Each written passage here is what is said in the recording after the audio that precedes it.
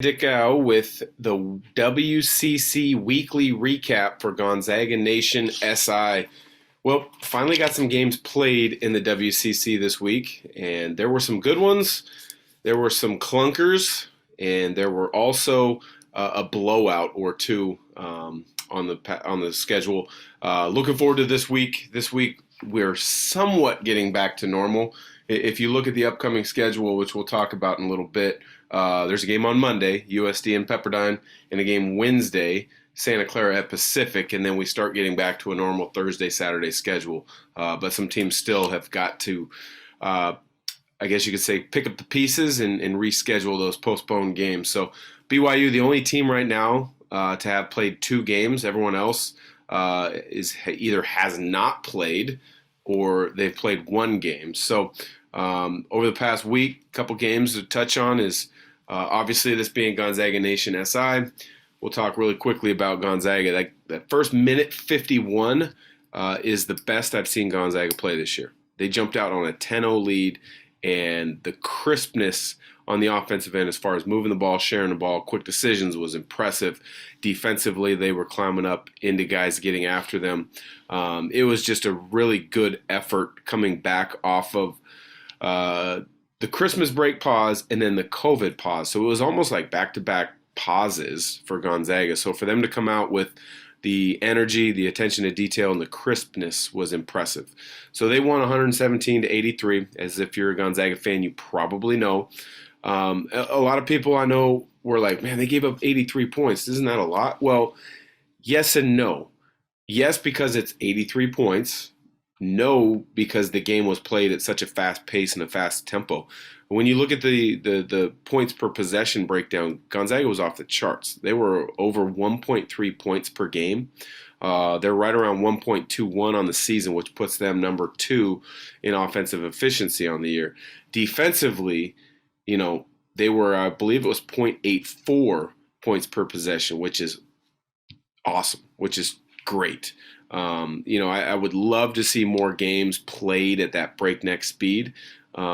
Because when you have that much talent, such as Gonzaga, you give your players more possessions to allow their talent level to extend away from their opponent's talent level. I've always felt that.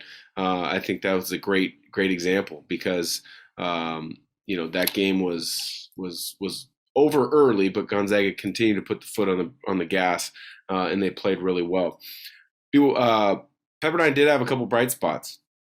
Max Lewis, Houston Millette, Mike Mitchell Jr., I think a couple really good freshmen, some pieces for Pepperdine to build on, but they're just not there yet. They're not ready yet. But I think if you look a year or two down the road, their guards could be something to deal with in the WCC, that's for sure.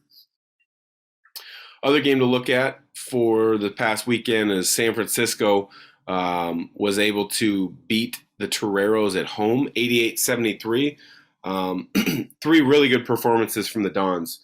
Khalil Shabazz, 27, Masalski, 21. That's an odd one because he just played at USD a season ago. The COVID year that's been granted by the NCAA allows him to look elsewhere. He's now playing for USF, so it's kind of like an intra-league transfer, and he's been great for Todd Golden and USF so far. And then Jamari Bouye, he would be, as of now, he or Barcelo would be my choice for WCC Player of the Year outside of any Gonzaga players.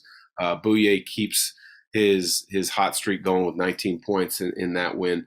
And then the game, well, last week I spotlighted a game. It was USF and Santa Clara to watch. Well, that game didn't happen because of COVID postponements. So USF had to play USD with a quick rearrange. But the one that now caught my eye, and I kept close tabs on Saturday as it went, was BYU at St. Mary's in Provo. That was an interesting game to say the least. I mean, both teams are built on the offensive end.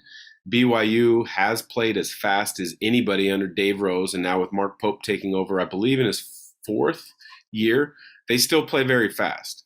There's been a little bit more attention to detail defensively than under Dave Rose, but But you think of up and down fast, and then you think of St. Mary's. They don't play as fast, but they're very efficient. They're crisp on the offensive end. They execute extremely well. They typically got a low post presence and then spread it around with shooters, and then they've got lots of good pick and roll actions to keep you honest as well. So you think of offense when you see these two teams. Well, that was not the case on Saturday. It was all about defense. BYU came up with a 52-43 win. BYU only shot 39% from the field. They were 1 of 13 from the three-point line. Alex Barcelo, one of the best three-point shooters in the country, 0 of 5 from beyond the arc. And it doesn't get any prettier for St. Mary's. Obviously, you only scratch out 43 points, you're going to struggle. 29% from the field, 19 turnovers. 19 turnovers for a St. Mary's team is unheard of. I mean, if St. Mary's starts getting into the 15 turnovers in a game range, that's cause for concern for that particular game. So I'm sure lots of things for both teams to look at on film to improve upon on the offensive end. On the defensive end, both teams, executed their scouting report pretty well, took away strengths, created some problems. So those were the three games to recap over the weekend. As mentioned, there's been some reshuffling of the schedule for this upcoming week due to COVID. We've got games Monday, USD at Pepperdine, which I touched on. Santa Clara finally gets back into action after a COVID pause. They're at Pacific. And then you've got your typical Thursday, Saturday slate of games. The two games this week that I'm looking at both involve BYU. Thursday's game, BYU at Gonzaga. Obviously, BYU has come into Spokane and snuck out wins over the last few years. In particular, you think about that team when it was Nigel Williams-Goss the year Gonzaga made it to the Final Four, where they were undefeated going into the final home game of the year. BYU knocks them off. That was just one of the couple times BYU's knocked them off in Spokane. Gonzaga's going to have to play well. BYU is going to be ready. Coach Pope and his staff always have a really good scheme, and he's got those guys playing with a lot of heart, a lot of passion, a lot of purpose. So that's a game to watch. The other one is BYU at USF. So it looks as if BYU has put their stamp on St. Mary's as being the team to beat in that series. But now USF is looking to creep up into that top three. Who knows, maybe top two conversation. And to do that, you've got to beat the guys that have been there in the past. And obviously GU's been at the top for quite some time, but BYU and St. Mary's have been that 2-3 slot over the last 7-8 years. So if USF can get that win at home on Saturday, I think we're really truly looking at a for certain 3-bid league. And then you're starting to keep an eye on St. Mary's and seeing what are they going to do after that loss to BYU. Are they going to beat the teams that they need to? And those are the teams right below them in the standings. That would be your Santa Claras.